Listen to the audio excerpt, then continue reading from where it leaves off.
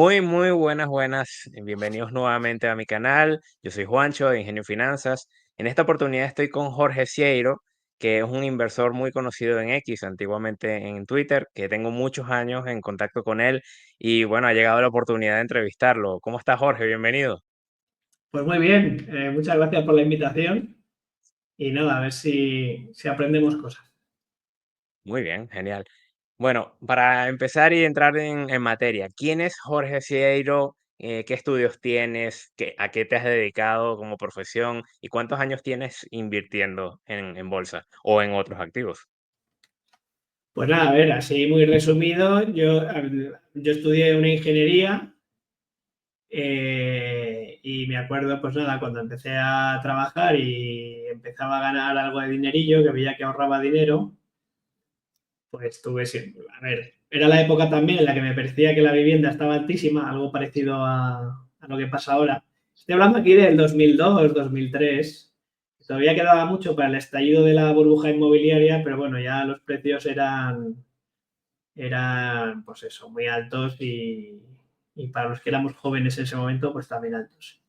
Pero bueno, eso al final, pues mira, es lo que me permitió empezar a informarme para, hombre, esto que estoy ahorrando, pues en lugar de enterrarlo en una casa que está a un precio desorbitado, pues bueno, vamos a ver si lo invertimos. Y así es como empecé a invertir. Y luego, pues digamos, este interés por la inversión, pues lo acabé profesionalizando y bueno, ahora soy asesor financiero. Y gestionamos, pues bueno, gente en general con patrimonios grandes, pues que les ayudamos a invertir su dinero. Y ese es un poco el resumen. Y yo personalmente, como inversor, digamos, particular, pues llevaré prácticamente 20 años, vamos, 19 años, ¿no? Porque empecé a invertir en 2006, estamos en 2025, pues sí, 19 años prácticamente invirtiendo. Genial. Jorge, siempre escribes en X sobre la importancia de la inversión a largo plazo. ¿Podrías explicar por qué crees que esta estrategia es superior a otras? A ver, lo de largo plazo, pues por varias razones. Bueno, la primera sería a lo mejor el interés compuesto, ¿no? Muy Si, bien. si tú quieres aprovechar de verdad el verdadero poder del interés compuesto, lo que necesitas es tiempo. Entonces ya eso justifica el largo plazo. Y luego hay muchas más razones. Es decir, cuando tú inviertes en el largo plazo, pues evitas también costes de transacción, se evitan también, si tú tienes más una mentalidad de largo plazo, de no fijarte tanto en las fluctuaciones de los mercados en el corto y el medio plazo, sueles cometer menos errores como inversor. Y luego es un tema también ya en matemático, de esperanza matemática. Es decir, si los resultados de las acciones son asimétricos, porque tú lo máximo que puedes perder invirtiendo es un 100%, si no te Ujú. endeudas, la máxima pérdida es un 100%, pero la ganancia potencial es infinita, puedes hacer un por 2, un por 3, un por 10, un por 20, un 100 bagger, pues cuanto más tiempo estés, pues más capturarás esa simetría de los resultados, ¿no? Es como si tiras una moneda al aire, pero aquí el resultado no es 50-50, aquí es si pierdo 100, pero si gano, puedo ganar muchísimo. Entonces, bueno, pues eso, pues cuanto más largo plazo, más probabilidades tienes de capturar un super ganador de estos, ¿no? Muy bien. Y también mencionas en tus análisis la importancia de los dividendos crecientes. ¿Qué factores buscas en una empresa para considerarla un buen candidato para una cartera de dividendos? A ver, bueno, esto daría para, yo creo, para, Horas. para una hora entera, pero vamos, me apunto aquí lo básico. A ver, lo básico, pues hombre, a ver, que tenga un buen historial de dividendos crecientes, ¿no? Ya conocéis estas listas de los Dividend Champions, los Aristocrats, los Kings, bueno, ese tipo de cosas. Entonces, que tengan buena historial de dividendos, que sea capaz de pagarlos, es decir, que no tenga un payout ratio muy alto, ¿no? El porcentaje de los beneficios que destina a remunerar al accionista, pues que no sea muy alto para que haya ahí un margen. Luego que sea una empresa, pues que el negocio crezca, si queremos que esos dividendos sean crecientes, pues eso será síntoma de que los beneficios son crecientes, ¿no? O la generación de caja pues es creciente. Muy bien. Y luego que sean negocios rentables, con buenos ratios de pues, rentabilidad sobre el capital invertido. Porque al fin y al cabo, cuando tú inviertes en un negocio, si inviertes, esto lo decía Charlie Munger, si tú realmente inviertes en el muy, muy, muy, muy largo plazo, y aquí, pues Munger, que murió con 100 años casi, pues Ujú. fíjate lo que es largo plazo para él, ¿no? Pero bueno, Sí, 50, 60 años, pongamos algo de muy, muy largo plazo. La rentabilidad que tú vas a obtener se va a parecer mucho al retorno del capital que tenga ese negocio medio durante ese periodo. Y da un poco igual si has comprado caro o barato. Es decir, en el muy largo plazo lo que se impone al final es lo que haya generado ese negocio. Entonces, pues si quieres tener una rentabilidad interesante, pues que tenga un retorno sobre capital grande, que sean buenos negocios. Luego hay que fijarse también en tema de ventajas competitivas, ¿no? De los MOATs, los fosos ujú, defensivos, este tipo de cosas. sí, Y luego que sean empresas que tengan un buen balance, que no tengan mucha deuda, que tengan alta liquidez, que sean solventes. Pues básicamente eso sería lo básico. muy bien. Y también he visto en una de tus publicaciones que predices una década perdida en el Standard Poor's 500. La Cómo es década eso? perdida. A ver, bueno, esto es lo de matar al mensajero, porque yo no digo nada. Yo simplemente compartí una previsión de Vanguard. Muy bien. Entonces yo digo, según Vanguard, se avecina una década perdida, porque Vanguard todos los años hace previsiones sobre los rendimientos que van a tener en las diferentes, ¿no? Índices o clases de activos en los Ujú, próximos 10 años. Casi nunca aciertan, por cierto. Pero bueno, es verdad que sí, según Vanguard, pues se avecina una década perdida porque ellos estimaban que, pero esto según sus estimaciones, ojo, que pues yo qué sé, no recuerdo ahora los datos exactos, está ahí publicado el tweet, pero que a lo mejor el S&P 500 pues te va a dar una rentabilidad real del uno y pico. Pues mm, eso, claro, un uno y pico anualizado real durante 10 años, pues se parece bastante a una década perdida, ¿no? Que ya la hubo en sí, del 2000 al 2013, el rendimiento, el retorno real del S&P 500 fue cero, del 2000 al 2013, es decir, sí, pero claro, esto también tiene en cuenta que tú inviertes en el 2000, en el peor momento, y no vuelves a hacer nada hasta el 2013, ¿no? Pero ahí hubo una década perdida, claro. Y eso sí que es muy difícil. Yo siempre, porque recuerdo que Warren Buffett pues decía que ningún inversor debe, o sea, nadie debería invertir en bolsa salvo que esté dispuesto a ver caer su cartera un 50% en un momento dado. Y yo diría que también que nadie debería invertir si no está dispuesto a tirarse 5 o 10 años perdiendo dinero. Porque llegará un mm, punto además que si tú haces las cosas bien, lo que tú puedas aportar o el ahorro que tú puedas aportar va a ser ridículo en comparación con tu cartera, con lo cual sí, en la práctica es como si no invirtieras nada. Y claro, si tú ahora llevas muchos años invirtiendo, te ha ido bien, has tenido suerte y de repente pues viene una caída gorda tipo 2008, pues tienes que aguantar no solo caídas fuertes del 30, 40, 50, ¿no? Poniéndonos en lo peor, sino a lo ujú, mejor estar 5 años en pérdidas o 10. O descontando la inflación, incluso ha habido periodos más largos. E incluso si ya nos bueno, vamos a periodos históricos mucho más largos, pues en el siglo XIX creo que 70 años, eso es la vida de una persona entera prácticamente, 70 años donde las acciones lo hicieron peor que los bonos, por ejemplo, ¿no? Entonces, bueno, ahí el aspecto psicológico de los dividendos que te van llegando, a pesar de que tengas en negativo la posición, van llegando tus dividendos y eso es como un alivio, como un agua fría en el sí, porque es infierno. verdad que, bueno, esa yo diría que es una de las, si no la principal ventaja de la inversión en dividendos, porque yo recuerdo, yo sí que viví de lleno, me comí de lleno la crisis del 2008. Es verdad que como llevaba poco tiempo invirtiendo, pues ibas ahorrando, pues tampoco. Hombre, para mí de aquella sí era un dinero importante, ¿para qué nos vamos a engañar? O sea, era todo lo que hubiera destinado a comprar una casa en aquel momento, pues lo tenía invertido. Y claro, recuerdo que había empresas, pues bueno, empresas ya sabes, muy buenas de calidad, tipo Johnson Johnson, Coca-Cola, pues que a lo mejor en marzo de 2009 pues llevaban caídas del 30, del 40%. Pero claro, luego tú veías que anunciaban una subida del dividendo del 10% y dices, bueno, pues todo está bien, ¿no? Y te llega el dividendo, pues eso ayuda mucho, la verdad. Y eso es una ventaja psicológica importante. Ahora, tampoco hay que olvidar que, aunque los dividendos son menos volátiles, digamos, son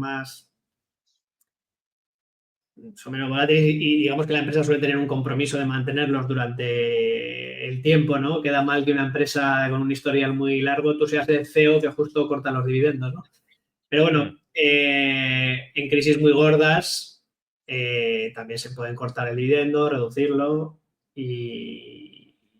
Pero bueno, en todo caso siempre será más amortiguado, digo yo, que lo que es el precio, ¿no? de la acción. eso es. ¿Cómo recomendarías a un inversor novato que está empezando en el mundo de la inversión por dividendos, quiere empezar a invertir por dividendos, considerando las condiciones actuales del mercado? ¿Qué le recomendarías para empezar?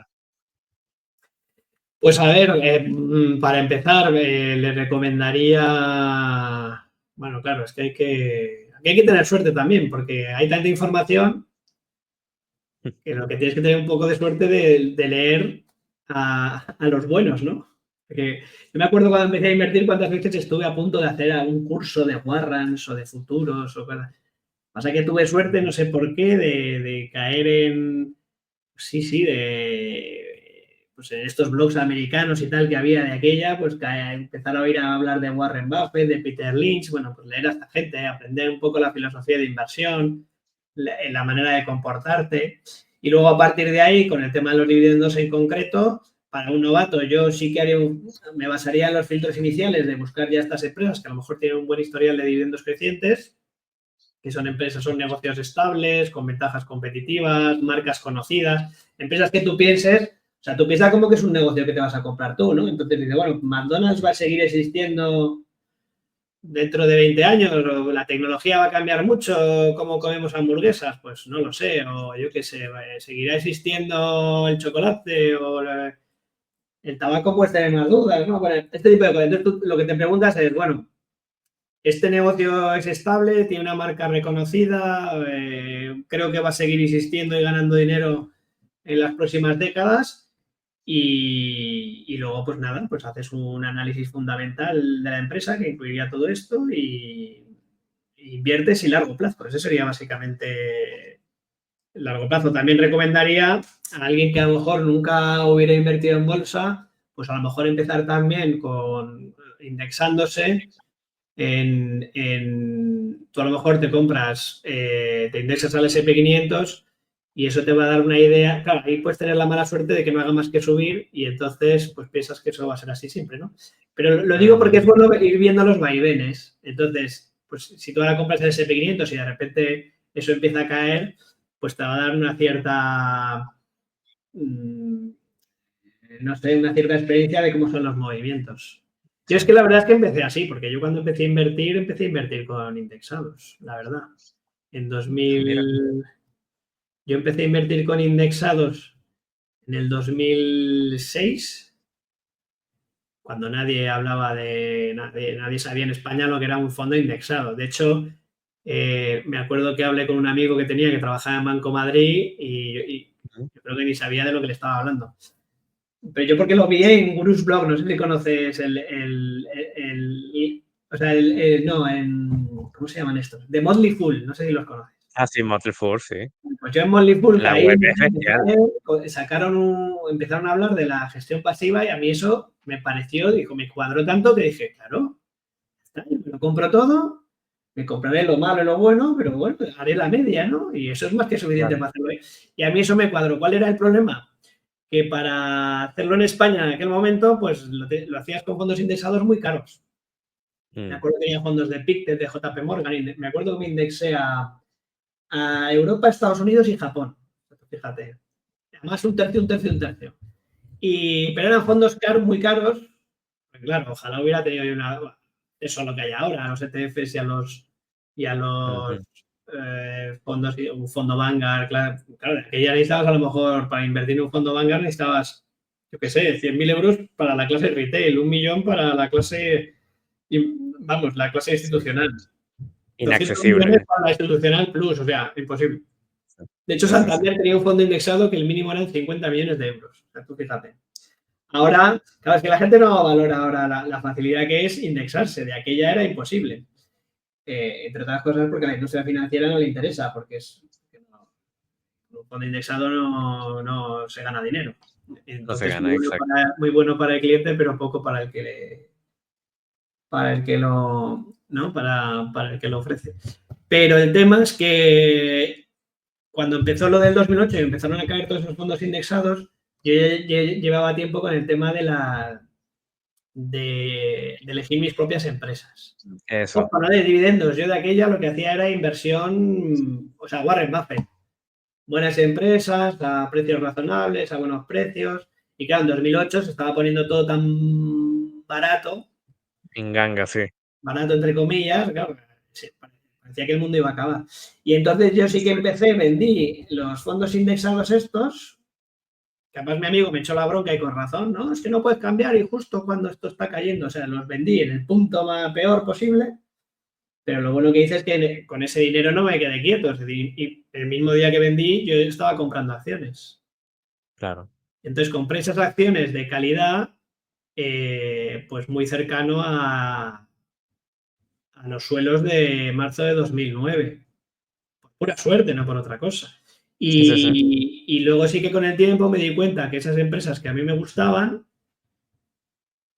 pues muchas de ellas eran empresas de dividendos crecientes. O sea que es una consecuencia los dividendos crecientes.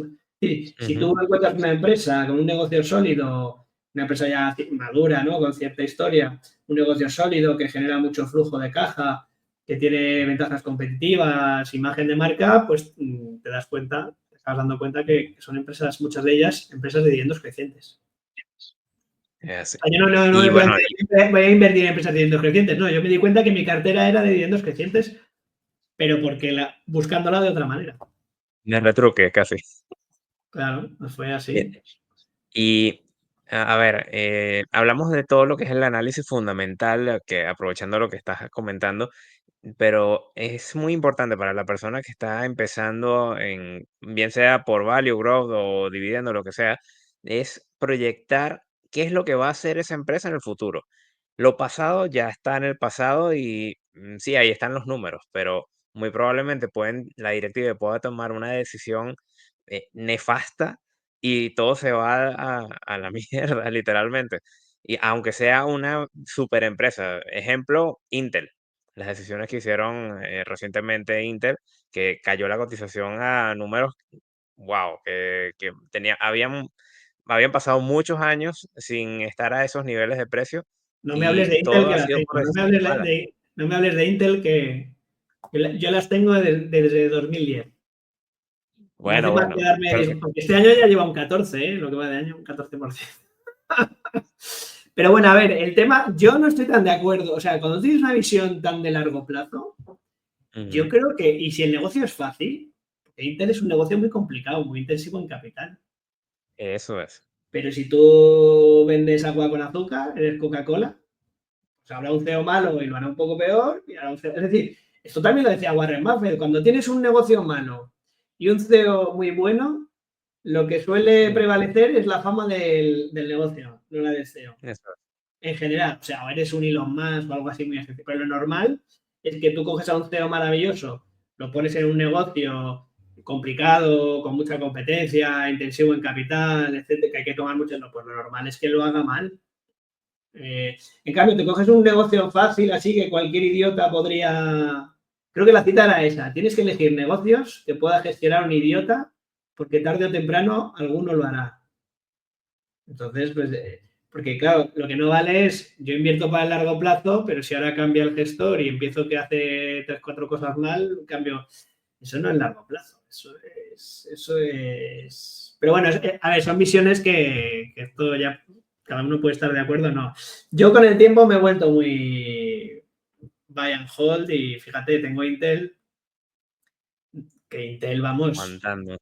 eh, eso es un sesgo. Bueno, luego si hablamos de los sesgos, que creo que hay Sí, alguna pregunta más a hacer, pues sí, que eso es imposible evitar los sesgos, claramente. Pero bueno, en el caso de Intel, yo no las vendo y no hace más que darme disgustos y desde luego, pues no sé, hombre, lo bueno que tiene Intel es que como, a ver, todo lo malo que le puede pasar, digamos que ya está reflejado en el precio. Entonces, eso es.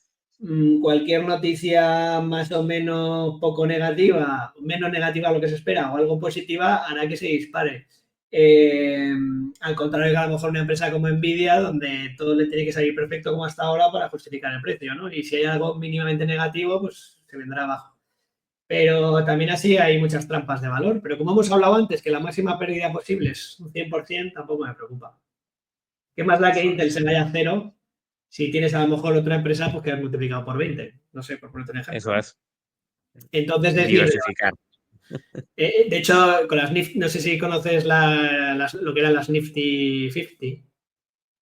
Estos son No, no. listas, a ver, ahora se habla de los siete magníficos, ¿no? Antes eran las FAN, en España Ok. eran las Sí, la fan. Matildes, ¿no? Los Blue Chip, bueno, pues una época, no recuerdo esto, eran los 60, los 70 o los 80, no, Ujú. 60, 70. Bueno, las Nifty 50, ¿no? Eran como los 50 negocios maravillosos. Entonces llegaron a un punto que estaban disparados, o sea, con unos ratios carísimos. Entonces, si tú hubieras invertido en las Nifty 50, estas 50 empresas que eran como los 7 magníficos, pues los 50 magníficos. Eran empresas Ujú. como Kodak, Xerox, yo qué sé, también tenías Walmart, tenías Coca-Cola, tenías, bueno, lo que eran los blue chips, empresas de calidad, Ujú. IBM, todas estas. Pues Sí. fíjate que muchas se fueron a la quiebra, pero tú hubieras comprado los Nifty 50 en el peor momento, sí, hubieras estado unos años palmando pasta, pero solo con ExxonMobil, Walmart y Philip Morris, solo con esas tres, aunque las otras 47 se hubieran ido a la quiebra, ya has triunfado, vamos, ya, Sí, sí, sí. entonces, bueno, pues eso también hay que mantenerlo en cuenta. Eso el que nos está escuchando está tomando nota. Sí, sí, Es que literalmente eso es lo que hay que hacer. sí. A ver, bueno, no sé si es lo que hay que hacer. Yo creo que cuando uno, si tú tienes esa visión un poco buy and hold y has empezado comprando empresas que se han analizado bien, que van a ser duraderas y buenos negocios, que te cueste mucho venderlos. O sea, porque yo creo que se cometen más errores vendiendo. Ujú. ¿Cuántas veces no habrá venido gente? Pues gente que invirtió en Nvidia en su momento en Apple, duplicó y Ujú. vendió. Pues lo has hecho el Sí, idiota. O sea, exacto. pero luego también te puede Es- ocurrir que te agarras a una que. Pero bueno, no hacer lo que la gente suele hacer. O sea, un sesgo común es me agarro a los perdedores y corto las ganancias, porque es que ha subido mucho. Tal.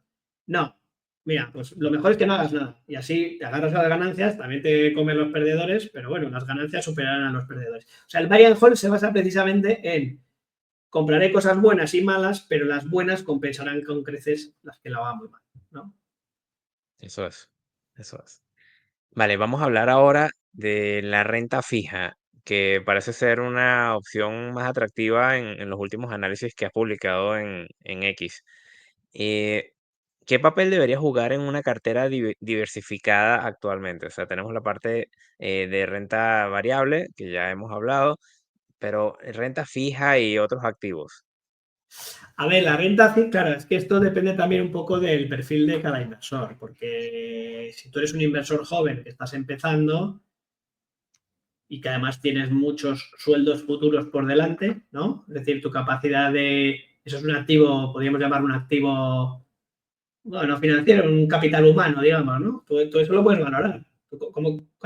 ¿Cuánto vales tú como capital humano? Bueno, pues voy a coger todos los sueldos futuros que yo estimo cobrar durante mi vida laboral, más el crecimiento de esos sueldos futuros descontados al presente a una tasa de descuento que te parezca la adecuada y vas a tener un Ujú. valor de todos tu capital humano. Bueno, pues eso es muchísimo dinero cuando eres joven, porque tienes toda la vida por delante. Entonces, Claro. cuando alguien empieza, digamos que estás muy poco diversificado, estás muy concentrado en tu capital humano. Entonces, que hagas el loco con tus acciones, o sea, que inviertas 100% renta variable, De hecho, es deseable porque la mayor parte de tu capital no es tu cartera, que es pequeña, ¿no?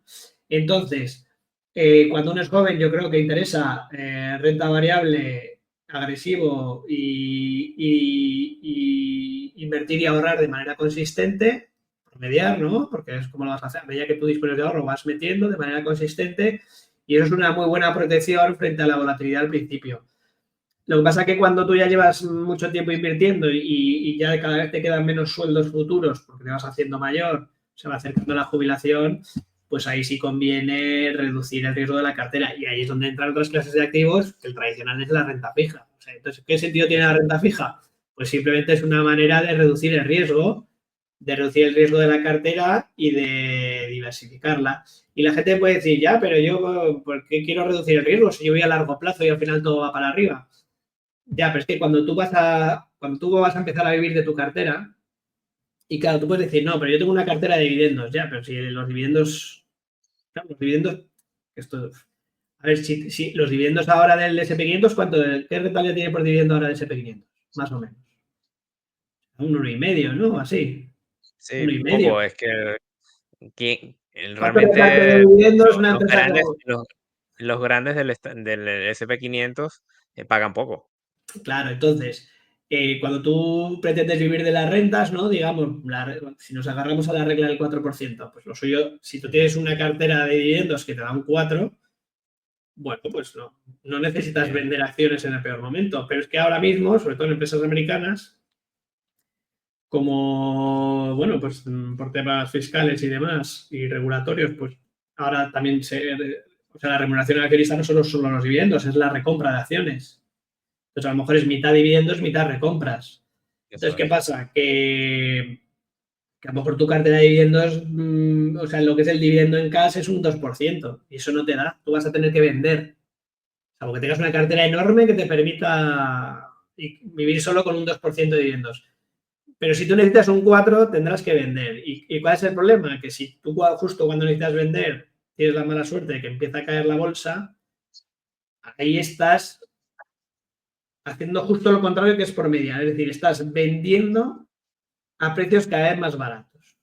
Tú tienes que comprar barato, no vender barato. Y entonces podría ocurrir que si tienes, esto es lo que se llama el riesgo de secuencia. Si tú en el año 2000 empiezas a vivir de las rentas y a vender acciones para sacar tu renta, para el 2002, 2003 le has metido tal bocado a la cartera que aunque luego el mercado recupere, tú no vas a recuperar. Eso es. Entonces, por eso, cuando uno se va aproximando a la fase de vivir de las rentas, salvo que ya digo que tu cartera de dividendos tenga un dividendo alto y sea suficiente para ti y estimes que eso se va a mantener, conviene reducir el riesgo.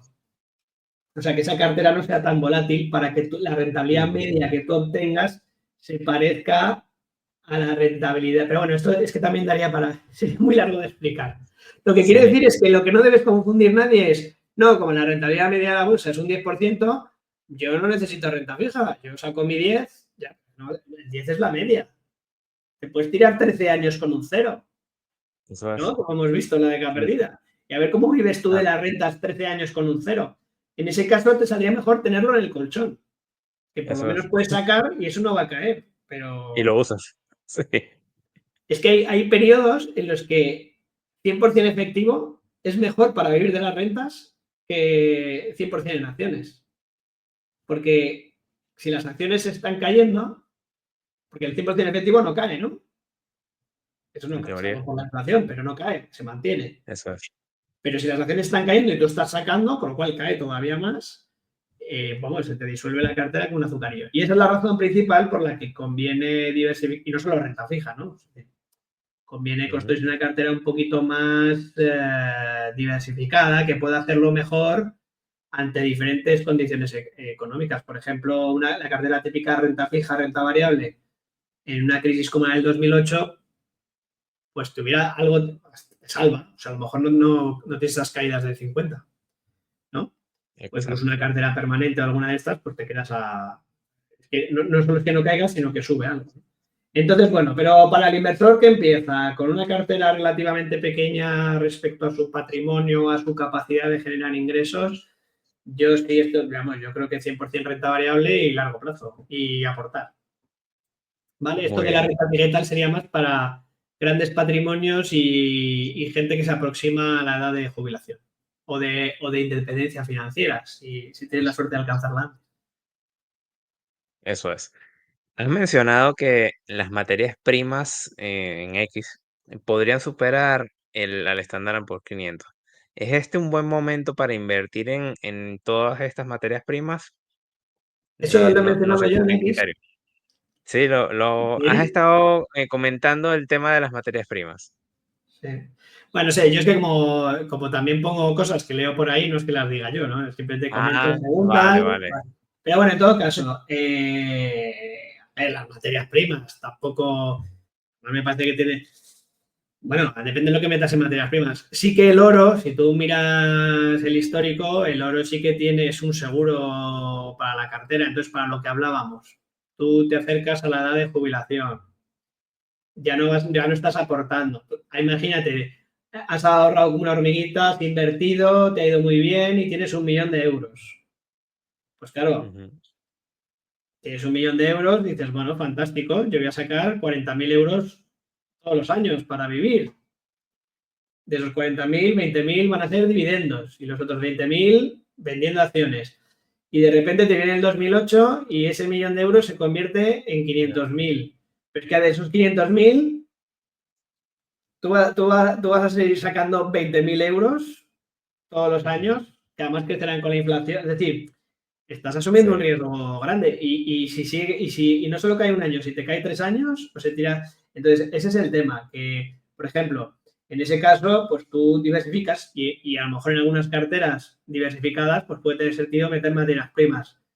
A mí me gusta el oro sí, como diversificador de la cartera. Porque sí que es ujú. verdad que una cartera muy básica, renta variable, renta fija y oro, pues es muy consistente. Es decir, porque siempre alguna de las patas va a ir mal y eso es Eso bueno, es. aunque parezca, porque si alguna de las patas va mal, significa que cuando la otra vaya mal, la otra irá bien, ¿no? Entonces, si todo te va Ujú. bien, o sea, si tú llevas como ahora mi cartera, por ejemplo, si yo soy un mal ejemplo, yo mi cartera, el 90% son empresas, acciones, vamos, y empresas de dividendos crecientes, la mayor parte. Eh, ha ido fantástico estos últimos 15 años, fantástico. Claro. Entonces, cuando cambie el ciclo, que yo no sé si cambiará, a lo mejor seguimos con 20 años alcistas más, pero si de repente cambia, pues lo normal es que mi cartera se caiga toda de golpe, porque no está bien, o sea, sí está bien, digamos, podría estar razonablemente diversificada por número de acciones y sectores, que tampoco, porque ya te digo que la mía no lo está, pero bueno, una cartera más normal de dividendos, que tiene 20 acciones de dividendos así, diversificados por sectores y tal, estaría más o menos, pero eso no es diversificación, o sea, estás concentrado en renta variable. No estás expuesto a otras clases de activo, ¿no?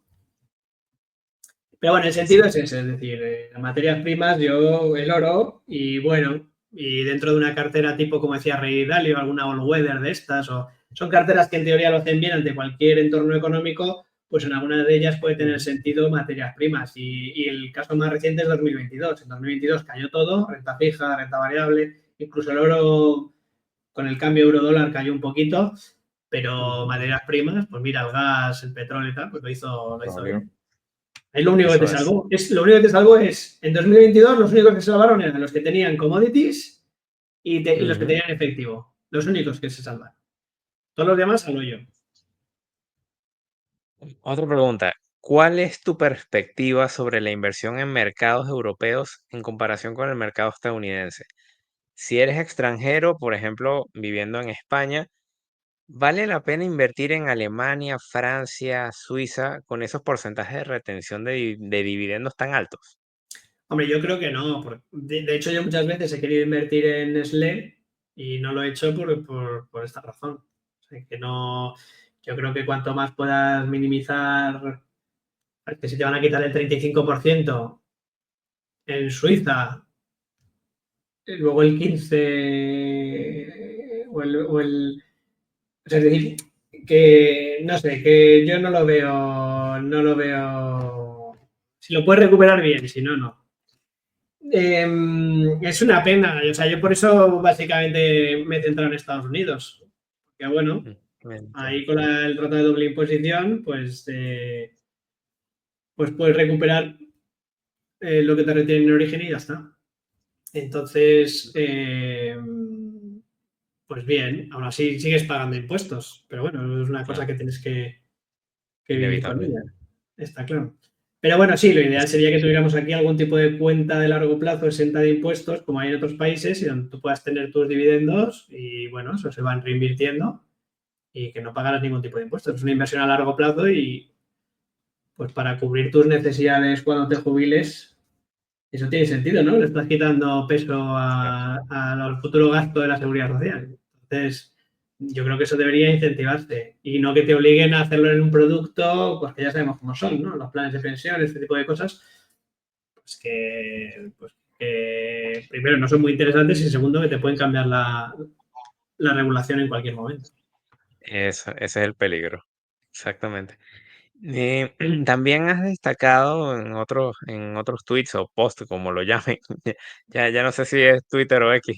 Yo le sigo Yo diciendo sigo Twitter. diciendo Twitter, luego ya será X, pero bueno, sigo Sí. diciendo Twitter. Vale, en un tweet que llegaste a poner, destacabas la estrategia value sobre growth. ¿Podrías explicar por qué esta Pues sí preferencia que, y dar pero algunas empresas que consideras value? ¿cómo? Perdón, que te diga que algunas empresas que considere que... Ejemplos de empresas que consideras value, que no sean growth, sino value 100%, que tú digas, mira, este es el perfecto ejemplo. No, a ver, tampoco sabría decirte ninguna en concreto. A ver, lo que es factor value en general, tú coges empresas. Es que, a ver, y esto también lo dice Warren Buffett, ¿no? Lo de inversión en valor, o sea, la inversión value en qué se basa. Yo compro algo que vale menos que su valor intrínseco, ¿no? Que he calculado yo, Ujú. y cuando se aproxime a ese valor intrínseco, lo supere, pues yo vendo. Esa es la inversión. Pero es que eso es lo que hacemos con cualquier inversión, ¿no? Realmente. Eso es. lo, lo compro por menos de lo que vale y, bueno, y a la larga espero poder tener más de lo que metí, ¿no? Y lo acabarás vendiendo o rescatando en forma de renta. Pero bueno, en general, tradicionalmente, ¿cómo se diferencia? Pues son empresas que están baratas relativamente respecto a ciertos ratios, ¿no? Pues que a lo mejor tienen pues yo qué sé, un PER bajo o que tienen un dividendo muy alto, pero claro, también suelen ser empresas que están castigadas por el mercado. Entonces ahí el peligro está en, vale, esto o sea, que hay valor de verdad. O sea, yo me lo he estudiado bien y este negocio lo he estudiado a fondo y más allá de estudiarme 4 ratios, sino porque conozco bien el negocio, conozco a los competidores, conozco al equipo gestor, sé los proyectos que tienen y me convence que esto, mira, el mercado no se ha enterado de esto, soy yo el único listo que se ha dado cuenta y los demás no se han enterado por esto y por esto. Pues bueno, pues ahí, vale, pues me lanzo e invierto, pero ¿y si es una trampa de valor? Por ejemplo, Intel, que hemos comentado Ujú, antes, ¿es value ujú. o no? Porque claro, tú comparas Intel. Bueno, ya no hay dividendos. Joder, o Sí, sea, pero bueno, es que ya no haga dividendos, ya, para empezar, si una empresa corta el dividendo, qué va a pasar con todos los grandes fondos de dividendos? Que la van a vender. se van. ¿Y qué va a pasar Eso con es. todos los inversores de dividendos? Que la van a vender. Entonces, claro, eso dice, bueno, pero ya, a lo mejor la han vendido tanto que ahora está muy barata, ¿no? Podría ser una inversión value. O no, Eso es. o esto es una trampa de valor de libro porque resulta que está barata con razón y se la van a comer Nvidia y Taiwan Ujú, Semiconductors y todas estas y AMD ujú, y se va a ir a tomar. Pero mira AMD, por ejemplo. Yo me acuerdo cuando yo empecé a invertir en Intel, AMD era una mierda pinchar un palo que estaba a punto de quebrar y fíjate, ¿no? el, el rebote que tuvo y lo bien que lo hizo. Entonces, no Me sé, encanta.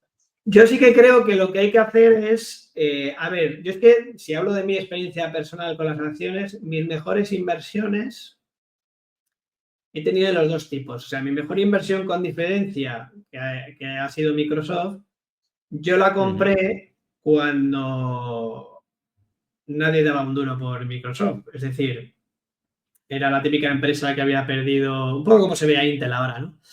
Pues esta es una empresa ya un poco antigua, ya está ahí Steve Ballmer que no tiene ni idea. Sacó el Windows Mobile, se lo está comiendo el iPhone. Google está comiendo la tostada por otro lado, al Office y tal. Entonces, Windows cae menos porque la gente estaba pasando a Apple, no sé, había una cosa muy negativa con Microsoft. Lo que pasa es que yo lo que decía era, joder, pero tú te mirabas el balance y decías, pues es que solo con Office y Windows es una vaca lechera, o sea, esto está generando pasta. Entonces yo dije, a ver, si Microsoft hace las cosas como hasta ahora, más o menos mal, aquí se le puede sacar un 10% anual, más o menos. Pero si es que si algo le empieza a salir bien, ¿y tú crees que yo tenía idea que iba a llegar Azure y el cloud o la inteligencia artificial? No tienes ni idea. Igual que cuando... Ni idea. Claro, si me hubiera invertido en Nvidia en 2010, me iba a imaginar yo lo del Bitcoin o lo de... Ni idea, ¿no? Eso es imposible. Entonces, eso es pura suerte. Pues yo tuve la Sí. suerte de comprarme un negocio que sí que generaba mucho cash y no era tan capital intensivo como un Intel, por ejemplo, es decir, al fin y al cabo es software.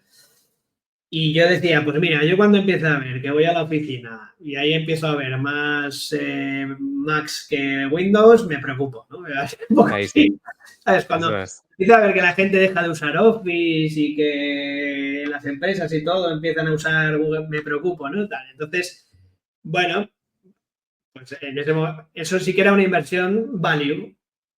Para mí, lo que para mí es una inversión value, es decir, es una empresa que sí que genera pasta, que tiene un buen balance, que está negativa por lo que sea y entonces está muy barata. O sea, comprar Microsoft a 12, 400 o a 15 o a 20 era un chollo.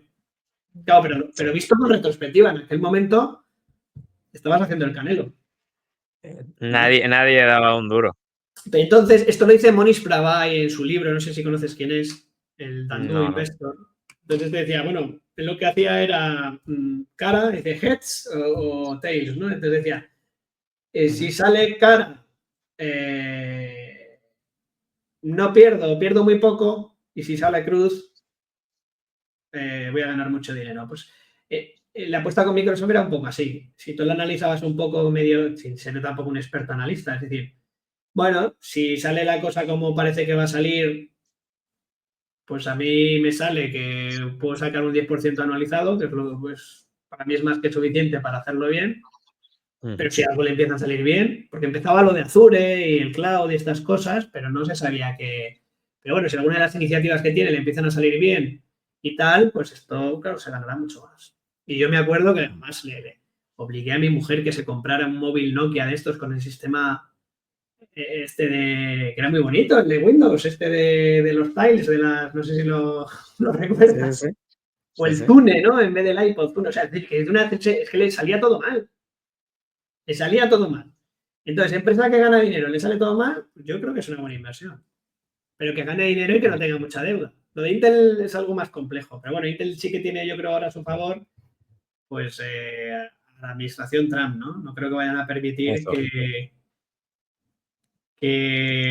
porque claro, los semiconductores es algo ahora tan estratégico como el petróleo o el Sí. acero. Y si Estados Unidos entra en guerra, ¿va a dejar que la producción o sea, que los mejores chips estén fuera? No. Eso te va a generar Eso te lo voy a problemas. preguntar ahora. Entonces, ya, Ah, bueno, por ahí, pues podría ser, no lo sé. Por eso yo creo que está subiendo tanto ah, ahora, por estos ah, temas, ¿no? va- Ya, Pero ya bueno, diste el los tema de ejemplos. value, a ver, y también value respecto a growth. Yo Ujú, prefiero, porque yo he comentado un caso de un value que ha sido de éxito, pero también he invertido en otras empresas que siempre parece que están caras y han seguido subiendo. Por ejemplo, Visa o yo qué sé, ujú. o Apple, son empresas que en su momento cuando tú te metes dices, joder, pero esto ya está caro. Ya, pero es que son empresas que están creciendo tanto. Entonces las dos cosas pueden salir bien. Ahora, sí, yo prefiero no pagar mucho por el crecimiento. Asumir más que Ujú. eso va a crecer mucho menos de lo que lleva creciendo. Lo que pasa es que hay veces Ya. que te puedes perder muy buenos negocios porque nunca te van a dar un punto que digas, uy, qué buen precio está. Las buenas empresas casi nunca están baratas también, ¿no? Sí. Entonces, a lo mejor más que un value, un growth, pues lo que se llama un GARP, no sé si lo has oído hablar, un growth at a reasonable pace, ¿no? Que se dice, un crecimiento a un Ok, ritmo razonable. Para mí esas son las ok, mejores, ok. las que van un Walmart, yo qué sé, son empresas que van pum, pum, pum, todas, son empresas sólidas, Coca-Cola, Johnson Johnson, pueden pasar periodos más, pero van Procter Gamble, no son empresas de crecimiento, tampoco son value, pero son, y esas son muy del estilo de las de dividendos crecientes. Porque el Sí, dividendo va creciendo es que el negocio va creciendo. Si no, no podrían sostener ese dividendo. Entonces, crecimiento, más que crecimiento value, crecimiento a un ritmo razonable. Eso sería lo mejor. Y es muy Warren bien. Buffett, una empresa buena a un precio razonable, y ya está. Eso es. Con la inflación en mente, teniendo, digamos que una estrategia de inversión para proteger el poder adquisitivo del capital que tenemos, ¿tienes un mínimo de yield como un requisito para poder comprar una empresa? No, yo en eso no me fijo. A ver, ya he dicho que yo cuando yo cuando empecé no me fijaba tanto en el dividendo era una consecuencia. Luego sí que es verdad que me he fijado en esos filtros de empresas que, porque claro, si tú ves una consecuencia, todas las empresas buenas al final acaban repartiendo dividendo creciente, ¿no? Pero bueno, pues ya Ujú. es un filtro más, porque bueno, pues ya las que tienen un buen histórico, yo no sé el futuro, pero por lo menos hasta ahora han demostrado que han sido buenos negocios. Eso Y, es. y está en ti mismo analizar si eso va a seguir siendo así o qué probabilidades tiene de seguir siendo así o no, ¿no? Eh, entonces, y sobre todo cuando tú estás en fase de acumulación, pues no me fijo en que tenga un dividendo. Otra cosa es que tú ya quieras vivir del dividendo. Entonces ahí sí, necesitas una rentabilidad por dividendo mínima, porque claro, si vas a comprar una empresa que te da el 0,3 de dividendo, pues ya ves tú qué renta es esa. Vas a tener, no, no sé cuánto paga Nvidia de dividendo. A ver, vamos a No, ver. Por curiosidad, nada. ¿no? Porque paga dividendo Nvidia, ¿no? Sí, sí. Pero yo recuerdo que era muy, muy poquito que casi que yo la descarté. Está demasiado cara en su momento cuando lo vi hace unos años y no pagaba casi nada, no recuerdo. Eso, para tener una rentabilidad por dividendo ridícula, Sí, sí, nada. Pero al precio que está, pero bueno, no lo veo aquí. A ver, ya por curiosidad. Lo mismo Microsoft leí y estas, son empresas que han crecido tanto que el dividendo no le sigue. los pasos. Eh, aquí, Forward Dividend Yield, un 0,03%. Nada, 0,03%. nada. Es como Google, que nada. Casi que es que no es representativo.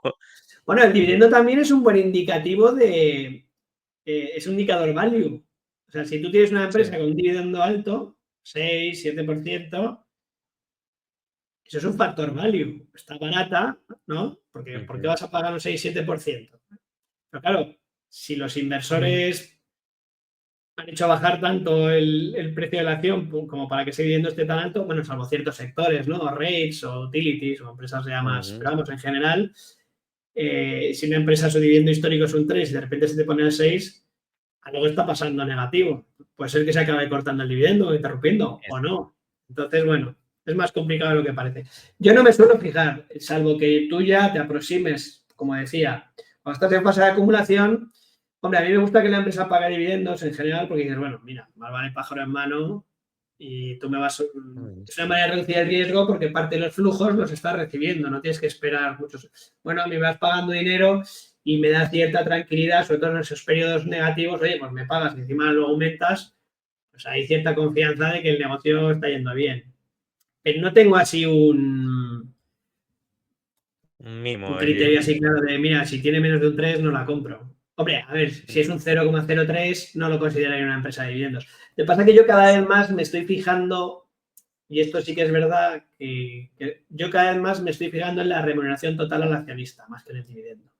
Eso es lo Porque cada vez importante. tiene más Eso es. peso. Todos habrán oído, ¿no? Habréis oído el tema de que si tú coges los rendimientos históricos del SP 500, más de la mitad se debe a la reinversión de los dividendos. Pero claro, estamos hablando de una época donde todo era dividendos y no había prácticamente recompra de acciones. Eso. Ahora, no sé exactamente qué ratio estarán, pero serán prácticamente 50-50. El problema de las recompras es que es más cómodo para el equipo gestor porque no hay como tanto compromiso de mantenerlo, ¿no? Bueno, hacemos un programa de recompras y luego pues ya está, se acabó, ya no hay más recompras, no pasa nada. Ahora, si tú eres una empresa que llevas pues como 3M, ¿no? Que llevas un porrón de años, eres un dividend king, estás ahí repartiendo dividendos y de repente cortas, ostras, ahí se va, se, Dolor. va, se va a armar la de Dios, ¿no? Entonces, bueno, pero sí que un buen filtro cada vez más es empresas que tanto el dividendo como lo que es la remuneración neta al accionista, que sería el dividendo más las recompras menos las Ujú. emisiones, ¿no? De acción, es decir, la Claro, recompra neta, digamos. Y eso. eso hay screeners que se puede hacer. Eso es un buen indicativo. Y si hay un historial ahí de remuneración creciente al accionista, pues para mí es un buen síntoma. Genial. Vale, ahora vamos a hablar de qué papel crees que juega la psicología en la toma de decisiones de inversión y cómo te aseguras de no caer en los sesgos cognitivos que hablamos al principio. Pues la psicología es clave y cómo evitar los sesgos. Primero, no los vas a evitar. Entonces te tienes, como tú no, a ver, como todos tenemos un cerebro humano, por mucho que nos creamos, no, yo es que me he leído a Cialdini y me he leído a Daniel Kahneman y me sé todos los sí, y vas a seguir cayendo, porque es inevitable, o sea, está en la naturaleza humana. Entonces, todos vamos a pecar, más de un sesgo de otro, pero vas a caer. Ujú. Entonces, Sí, la única manera de evitarlo es, tú tienes que poner contramedidas contra ti mismo, ¿no? Porque tú, al final, eres un mono irracional. Entonces, te creas un sistema, con un sistema, a ver, para mí la opción más fácil es, bueno, pues no hago nada, ¿no? eso. Eso Vaya es un sistema form también. y no hago nada. Y dice, vale, pues claro, tendré errores por omisión, pero bueno, por lo menos no, tampoco cometo errores, ¿no? Entonces, bueno, Ujú. el buy and hold funciona por eso, básicamente. Es decir, Sí. porque y además se está estudiado que en general no hacer nada es mucho mejor que intentar ser más listo que el resto.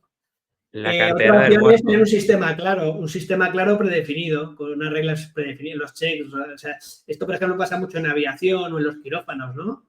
Porque Ujú. yo me preguntaba, ¿por qué los pilotos, los comandantes hacen un check de al piloto tal? Pues porque está demostrado que al final todos tenemos nuestros sesgos y se cometen muchísimos errores humanos. Después se hacen esas listas de comprobación, aunque parecen obvias. O sea, en los quirófanos, venga, se ha lavado las manos la enfermera, no sé qué, contar que cuando se acaba la operación tenga el mismo número de instrumentos que con los que, por si no te has dejado uno dentro. O sea, hay unos checks, bueno, pues con las inversiones es lo mismo, es decir, tú te haces un sistema con reglas predefinidas y lo cumples a rajatabla y automatizas lo máximo. Entonces, si las decisiones dependen de cosas más o menos objetivas, sistemáticas, predefinidas, por ejemplo, una inversión en dividendos, una regla podría, para un inversor en dividendos crecientes, pues puedes decir, yo, empresa yo soy inversor en dividendos crecientes, pues empresa que congele o recorte el dividendo, la vendo.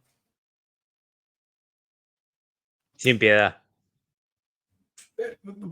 Si tú te has marcado esa regla, hazlo. Claro. Y a lo mejor te equivocas porque justo la empresa que ha recortado el dividendo luego empieza a crecer, pero otras veces acertar. Pero esas reglas que estén predefinidas, no porque no, yo es que tal, es que he oído a este, es que ahora me lo he estudiado, no. No. Y vas a caer, mira, si yo, a ver, Intel es un sesgo claro de, no sé cómo se llama este sesgo, el de aferrarse a, bueno, aferrarse a la prueba más clara de que es un sesgo y que yo no lo puedo evitar, porque yo tengo Intel desde 2010, ¿no? Me ha Ujú. dado mucho, hombre, y llevo ganando dinero pues, porque la llevo desde 2010. Entonces, ya solo con los dividendos pues he ganado dinero, Ya, pero el coste de oportunidad es alto porque últimamente lo está haciendo fatal, ¿no? Entonces, claro. la prueba de que es un sesgo que yo la tenga en cartera es si a mí ahora me viniera mi sobrina que tiene 2 años o cualquiera de mis hijas y un día se me mete en el ordenador y le da el botón y sin querer las vende, eh, ¿tú crees que yo iría a recomprar? Uy, las ha vendido, voy a Sí. recomprarlas. No, pero eso es una prueba de que ¿por qué las tengo? Si no las recompraría, ¿para qué las tengo? Véndelas, ¿no? Muy, A ver, muy buena reflexión. y tal. Entonces, todos tenemos ese sesgo. O, por ejemplo, en mi cartera Microsoft es un 30%, porque claro, ha crecido tanto que al final una posición va creciendo mucho. Si yo empezara mi cartera desde cero, ¿tendría un 30% de Microsoft? No. O sea, ya tengo un sesgo de, bueno, pues no estás rebalanceando, no estás reduciendo el riesgo. Bueno, Ujú. entonces esas reglas te las tienes que hacer predefinidas. Yo al final he optado para evitar errores, pues la más fácil de todas. Mira, buy and hold y ya está. Y mi último error fue vender IBM. Lo conté hace poco en un post, no sé si lo leíste. Mi caso de Sí. venta con Nvidia e IBM, ¿no? Porque es verdad que estoy a punto de comprar Nvidia y al final me decidí por IBM. Esto hablamos del año 2013, creo que era. Vamos, que hubiera. Nvidia me hubiera forrado y además lo hubiera aguantado porque no. Pero bueno, el caso es que fue IBM. Y IBM la aguanté 8 años y la vendí. Y fíjate, justo desde la que vendí, pues no ha hecho más que subir, ¿no? Pues Eso es. bueno, Y que entonces yo lo estuvo que recientemente muy mal. ¿eh? IBM, que estuvo muy mal. Sí, a ver, tampoco tan.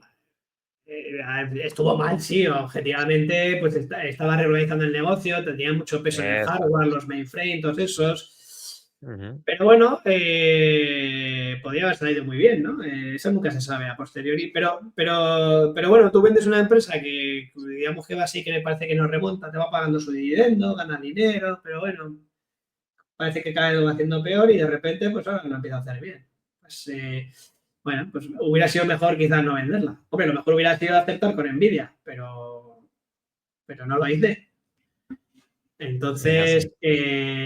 Entonces todos tenemos nuestros sesgos y quien diga que no, pues es que no tiene ni idea, básicamente. O sea, por lo menos ser consciente de ello, dices, bueno, Ujú. cuidado, que yo tengo peligro y hay muchísimos sesgos, que son muchísimos y está más que Sí. demostrado con experimentos Sí. que si los lees te quedas alucinado de las cosas automatizadas que tenemos. Entonces, como nuestro cerebro básicamente está pensado para perder dinero en bolsa, pues te En la tienes que poner defensiva. obstáculos, te tienes que poner barreras. Entonces, una es Sí. la barrera de no actuar, otra es, vale, las reglas, pero antes, es decir, yo tengo un sistema.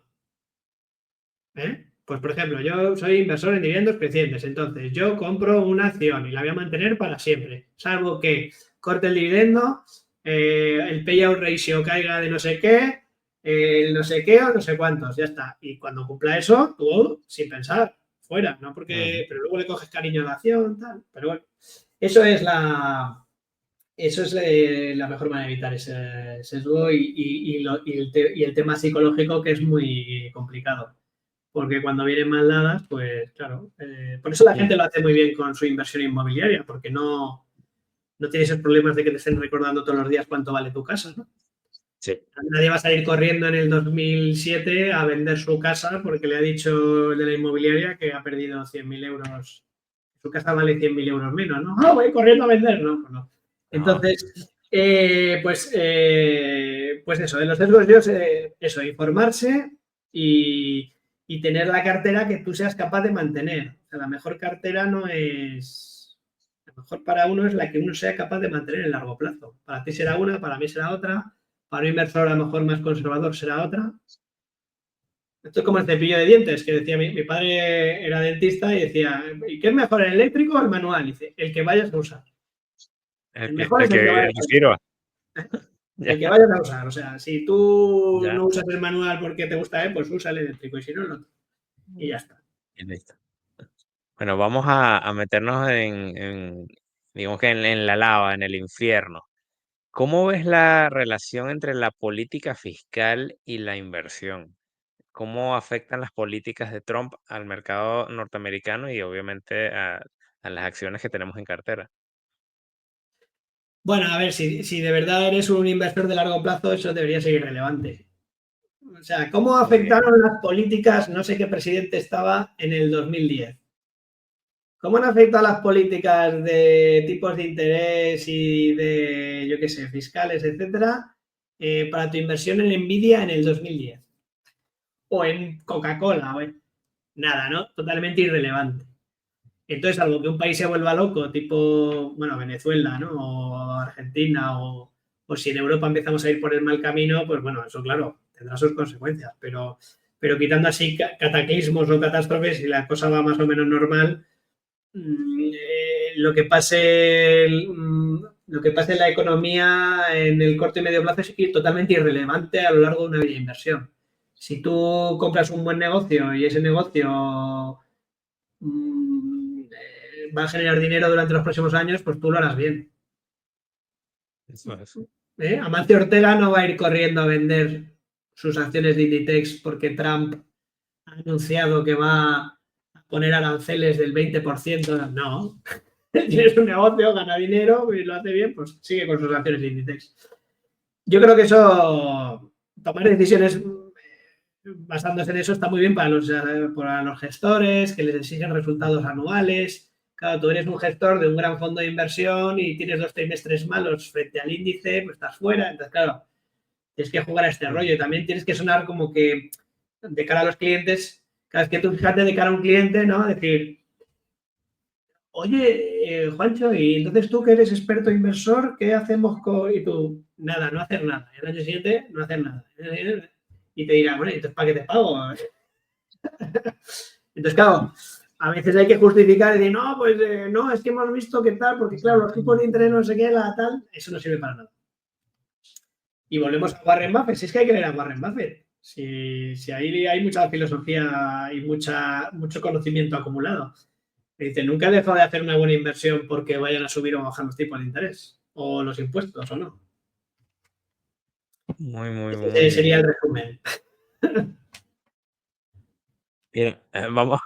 Y un error común que ves entre los inversores y cómo evitarlo. ¿Qué error Error común así hay ves muchos. comúnmente? Error O común errores. entre los inversores. Pues, a ver, yo un error común que veo para inversores ya con cierta experiencia pero no mucha, con cierta, pero no Ujú, mucha, es no diversificar. Y yo peco de ese error, ¿vale? Lo que pasa es que soy consciente de ello. mm, Lo que pasa es que en España, si tú estás, a ver, si tú eres un inversor en dividendos y por lo tanto tienes acciones individuales y eres un inversor de largo plazo y has tenido suerte como yo de coger un mercado alcista de 15 años, pues es que algunas posiciones se te van a hacer muy, muy grandes. ujú. Entonces, si tú te vas acercando a la edad en la que ya quieres vivir de las rentas, ¿no? La independencia financiera, eso es un riesgo grande, porque si ahora mismo Microsoft, por lo que sea, empieza a ir mal, yo estoy asumiendo un riesgo muy grande. Lo que pasa es que si vendo para diversificar, pues el coste fiscal sería tan grande también, ¿no? Que eso digamos que te tiene un poco atado de manos. Entonces, obviando temas fiscales, yo creo que un error que comete y inversores, sobre todo que en un periodo alcista tan largo que les ha ido bien, es no diversificar. Y yo sí, yo he pecado y peco de eso, porque yo siempre he sido de los de no, esto renta variable a largo plazo y a largo plazo, un poco como Warren Buffett, ¿no? La 90-10, 90 renta variable, 10 renta fija. Ujú. Sí, pero Warren Buffett no tiene que vender acciones de Berkshire para comer, ¿vale? Es uno de los hombres más ricos del mundo, pero si tú eres un jubilado y tienes la suerte de tener una cartera de acciones maja y quieres vivir de esa cartera, tienes que blindarla un poco, una vez. O sea, es decir, no es lo mismo la cartera para hacerte rico que mantenerte rico, ¿no? Entonces yo diría que ese es el principal error de ciertos inversores que además ya tienen cierta experiencia invirtiendo. El no diversificar, y diversificar no me refiero a comprar más acciones, sino Muy diversificar en bien. diferentes clases de activos. Renta Eso. fija, oro, yo qué sé, otro tipo de... Podría ser inmobiliario, podría ser alternativos, es decir, hacer activos descorrelacionados, ¿no? Y quitando eso, que es, digamos, cuando ya o sea, una fase posterior, para el inversor novato inicial, errores muchos, pero bueno, yo creo que la psicología sería esos sesgos, esa psicología, por lo menos estudiarse cuáles son los principales sesgos, los Ujú. principales errores que se cometen a la hora de invertir y, y Y evitarlos. conocerte a ti No mismo, pagar demasiado digamos. por, o sea, evitar costes altos en tu cartera, que eso es un error bastante común, sobre todo la gente que contrata. Pero bueno, eso para que invierten o con acciones no suele cometer, aunque esto es un broker carísimo, no suele cometer ese error. Y dejarte llevar por las emociones, básicamente. Es